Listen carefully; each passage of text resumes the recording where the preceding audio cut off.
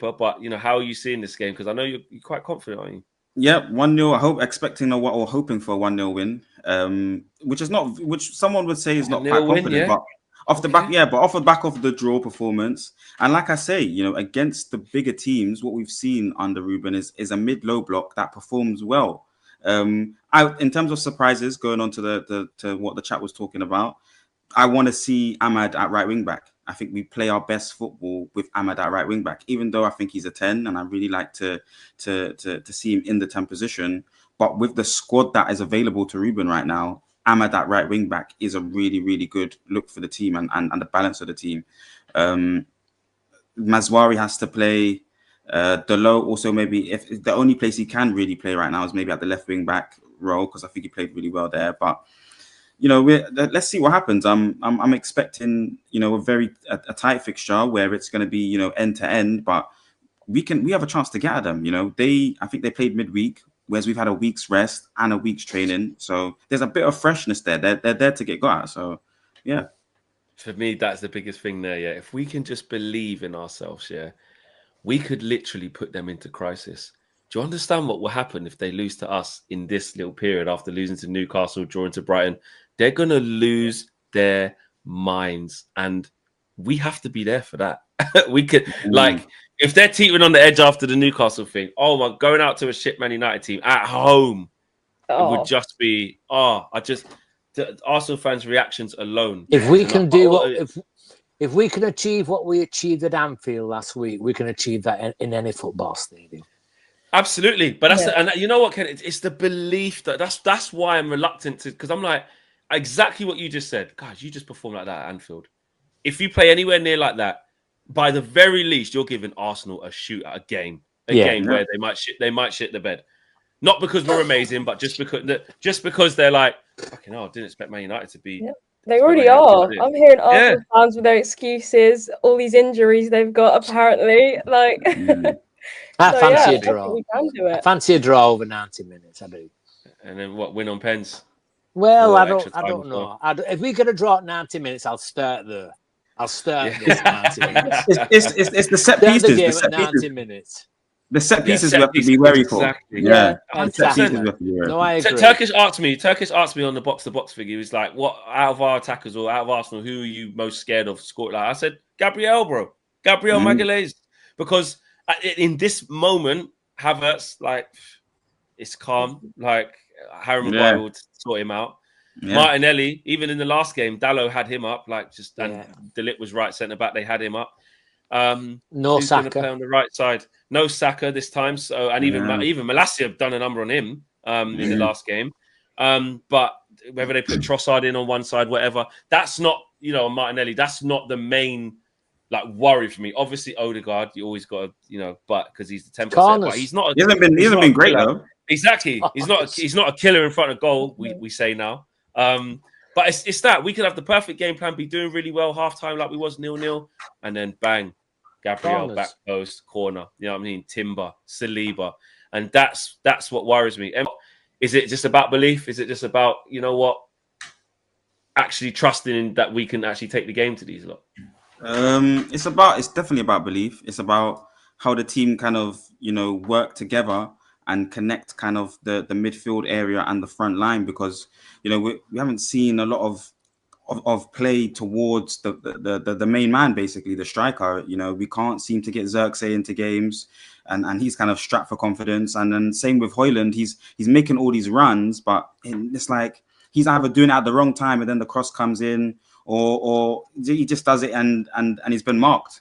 And then his back to goal game as well has not been brilliant. The ball doesn't stick with him. So there's an element of the we need to believe in the system, but the players within the system, their characteristics, I don't think are good enough for us really to get a lot of dividend from it right now. And of course, when the team's mentality it just drops once we concede. Well, go on, Kenny. I just felt this. I honestly felt last week was probably the first time that I've really enjoyed watching the Amaran system, if I'm being honest. And the thing I liked about it was our three centre-backs stepping up. So our three centre-backs every time was step up into the midfield. So we outnumbered Liverpool in midfield, not because I had more midfielders in, because the likes of De Ligt and Martinez were coming in for the ball. So they couldn't go anywhere. So I'm making this assumption tomorrow that with the same back three, applying them same principles, you were not going to give Arsenal the space in midfield that they would normally enjoy, just like Liverpool. Then what I'm hoping for is the likes of De Ligt, and we criticised Martinez the other week, but what we can't take away from the lad is his technical ability, and his technical ability last week with passing, but spraying the ball out, De Ligt the same or whatever. If we can get that as a starting point, if we can get our back three functioning in a way where they can step up, come into midfield, break up their play, break up their transitions, I think we've got a great chance. I do. I think we've got a great chance. Plus, if we step in and take the ball in midfield, there's less chance of it going for a corner. Do you know what I mean? Yeah. So you've got to be looking at it practically. Just keep the ball away from the corners. Just do not give them anything like a set play. I don't think they can play through us. I don't think they will play through us. I don't think they will play through. If Saka was on the pitch and a Rice coming forward and breaking through, I think you'd have a chance. But I don't think they will break us down in front of goal. I don't. And Rice is another one. Obviously, we've got to look out for. So, and what are you most worried about from Arsenal, if anything? Are you feeling really confident? I actually am feeling quite confident. Yeah, like a few others have said, I think the one thing, obviously, is always going to be the set pieces. But the fact Saka's not there tomorrow gives me a bit of hope as well. And I'm hoping the lads in training have been working on it. So we should hopefully see less goals from corners and set pieces. But yeah, I know. And I also think just Arsenal I'm not really impressed with how they're playing at the moment. Like the transitions aren't that, like, I don't know what it is with Arsenal. It's a weird one because they started out the season all right, but then now it's kind of, they've kind of hit like a flat line. Like there's not really, I'm not worried at all, to be honest. You're not worried at all. No, that's I'm a big saying, statement. I'm They saying, will listen. They will clip you up. You will see yourself on X saying this. Be careful. Every game I'm clipped up. But I'm saying 2-1 to us. Yeah, I'm gonna leave it at that, guys. Yeah, we do. Everyone's gonna come back. They will say, and when we haven't, they also this community. They'll say it's your fault. You jinxed us. This, that, and the other. They're ruthless. They're ruthless. Cam, I'll start with you. Like, Yoro, I think he should start this game. I mean, because I feel like he's been put into situations that are right in the lion's den. Right, you're 1-0 down against Arsenal. Here, kid, get on. We're losing. No, he started against Spurs, didn't he? Did he start against Spurs? No, he didn't. Did he start against Spurs? No, he did start against Spurs. I'm sure he did. But, that's a tough away game. I think he started against Spurs. Brought on at what? 2-1 down against Liverpool, I want to say. I think he was brought on then. So in this, we've kept him back. We haven't started him in loads of games. Played him against Forest. Poor lad had to deal with Chris Wood. Welcome to the Premier League. But I feel like he can start this one. I'd probably take out De Ligt and keep Maguire in the centre half, or De Ligt can stay there and take Maguire, whichever one. But I'd keep Martinez left centre back. Not really fussed about the centre back, and I'd put Yoro in right centre back and keep Mazraoui right wing back. But Marcel, you were saying you want Ahmad right wing back, don't it? Yeah. But you've gone Ahmad in 10 against Arsenal. But you've gone with Martinez as left-sided centre back, and Yoro right-sided centre back, and we have an issue with the set pieces.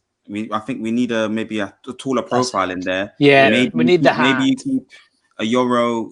Maybe you keep it as Yoro, Maguire, De Ligt, or maybe you get a Mazraoui in there. Mazraoui, De Ligt, and Yoro. Maybe try Yoro left-sided centre back. I don't know. Cam, what do you think would be the best combination? But I just think Martinez, his height right now for this game in particular with Arsenal, the Giants, and with the set pieces, that it's just basically it feels like a penalty kick that they're taking. I think we just need to ensure that it's man for man. You follow your man throughout the whole play, not the zonal, and that we at least have the height there as well. Realistically, it is going to be zonal, isn't it? They're not going to change the system for this. And if it's zonal, then we need at least a few that are just dominant and Euro, he's been brilliant at a lot of things so far, but in the air, he's just not quite there. So having gone there early December, you know, felt the wrath of the of the corners. Every time that ball went over the corner kick, I was just gasping for air. I was just like, nah, please. But They if just we look can dangerous see from that, every Flex, single one. Yeah, if of we course, can they've see got that, to why see it. can't they see that? It's that not common Well, they sense can. to It's take just, players do you outside know what the it is? box. They can see it, but it's the execution, isn't it? You Yeah. know, it's like Robin. You know he's going to cut in on that left foot. Why don't left backs just show him one side? But it's like you're just too good at it. Like it's not just us that they do this to. They do this to every single team. If it was just an us problem, I'll go, we're a disgrace. How are we letting in them set pieces? But when they do it so consistently, you have to just go, you know what? Bloody hell. Like, you know what I mean? Someone's got to come up with something to do it. Cam, you're the tactics man. What are we supposed to do? Well, yeah. So on that, I probably would. What do you go tell your with that. uni team to do? But we did actually use a zonal system before, and the problem you get, which is basically the same problem United have had, is that basically any team that wants to and organises it well can get a run on any of your zonal markers. So it's an impossible task if the delivery is good and the person heading the ball is good. So if you go man for man, at least then individual responsibility comes into it. So if somebody Accountability. it's on you. Whereas zonal, I think if it goes wrong, you can say, well, I did all I could do, but it wasn't enough. If it's man for man and your man scores, it's your fault. But for me, I think the embarrassing thing with it is that's really all Arsenal have got. They're in what, year 6, year 7 of this Arteta project, and all they've got is a few nice set pieces to show for it. So the set piece coach there is doing the work. Arteta's just sat there with his, he's got the speakers on, got whatever other gimmicks. He's got the pickpockets behind them in training, all that sort of other nonsense going on. He's got the dog. All that sort of And the light bulbs. Yeah, the light bulbs. He's got all this stuff going on. This and it's the guy. set piece coach that's actually doing the work for him. They can't do much these days. They're not great in transition. They're not that good with the ball. We know actually what I think will happen tomorrow is Arsenal will sit back and defend a lot. I think there'll be a lot of occasions where Liverpool tried to come at us and press, and they left a bit of space behind. They were sort of sat in the middle at the times when they weren't pressing. Arsenal will sit on the edge of their box and just rely on Rice and the centre-backs to just win everything and rely on the fact that we probably can't break down a low block yet. That is embarrassing for the position they're in when they do that. And it's going to be so nice to sit in a stadium that's really toxic and it not be Old Trafford for a change. So I can't wait. I want to see the Arsenal fans turn on the manager because it's about time. That won't happen. I'm hoping it does. Have you not seen it since Newcastle, mate? It's already happened. Yeah. It's coming. Yeah, I'll send you a couple of clips, mate. You turn on the manager. Ask Yardman what he thinks about the manager. But Kenny, I'll send you a clip. You'll go. Robbie TV still loves him, surely. Robbie's calm. He's like saying it's all right at the minute. It's all right at the minute. But listen, lose to us as well because we're a really loud fan base. Because it's us as well. Yeah. The scrutiny would just ramp up. Newcastle's one thing.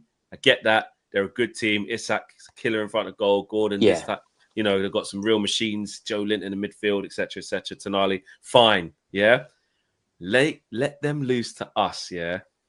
It's going to be different. Like you said, Cam, it will turn in there. And actually, when I went to the first game, the one a few weeks ago, I could feel it in the stadium. They expected to be rolling us over.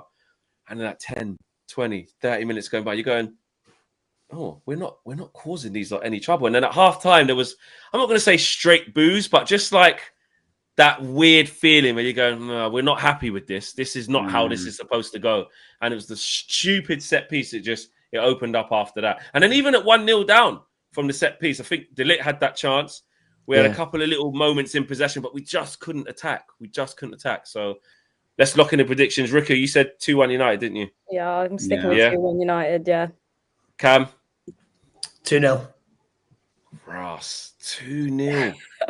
We ain't keeping no clean sheet. I can't see that. I know. All right, okay. But hey, Marcel, what are you saying? 1-0. But then when you say that, I'm just thinking, maybe it is a 2-1 result or something like that. But 1-0. I'm going to go 1-0. Kenny? 2-2. And then whatever, and then go from there. You said. I'll take anything then. I'll take anything. We'll not be embarrassed then at 2-2, will we? Yeah. Crunk King says penalties win. I'm sorry, guys. I've been consistent. I think we'll just come up short. I think we'll lose 2-1. I think we'll give them a game. I think we will scare them a bit, but I just think that set piece, someone will make a mistake. I hope Robbie's not watching this program. Oh, I've already said it on their channel already. Have you already said it? Yeah, I'm just being consistent.